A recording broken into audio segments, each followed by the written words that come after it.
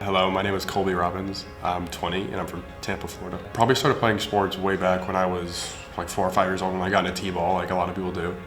But then when I grew up a little bit, probably around like 8 or 9 years old, like 9 or 10, I started playing soccer, which I found I was really good at and also just really enjoyed doing. So I did soccer for many years, but just on my own since I grew up on a lake. I've been doing water sports ever since I can remember. And when I got to high school, I realized that I had to start thinking about what I wanted to do in college. I decided to try out for the cross country and track team. After only a year, I realized that I had way more potential in running than I ever would in soccer. And then it's just been, pretty successful ever since then.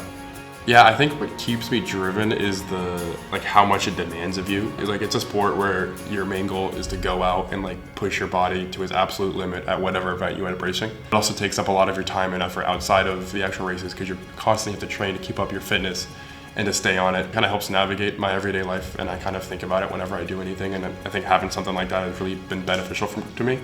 And also enjoyable because I like doing it. When I race well, it makes you kind of forget all the parts that really hurt because you just think about how good it felt to succeed. So obviously I dealt with pretty bad plantar fasciitis, especially it really flared up towards the middle and end of the season. And that was a huge roadblock for me because you get towards the end of the season, that's really when you want to start performing. And then unfortunately, the way I run, very up on my toes, causes a lot of tension on that part of my foot. So I have to kind of watch out for those things to flare up because if I do end up training hard and a lot on it, sometimes it just happens. So mentally physically obviously, that hurt. And mentally kind of hurt even more. It was kind of like I was going out there and I was trying to realize my potential and I was being held back by something, which is unfortunate. That's kind of things you have to think about when you're injured. You have to look at what you're missing out, but what you still have. And that was kind of a big thing that helped me get over those mental roadblocks when I was first dealing with the injury.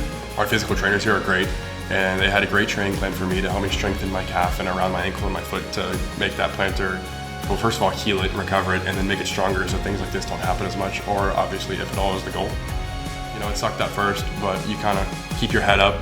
You got to keep moving forward because what else are you going to do? You're not going to stop running.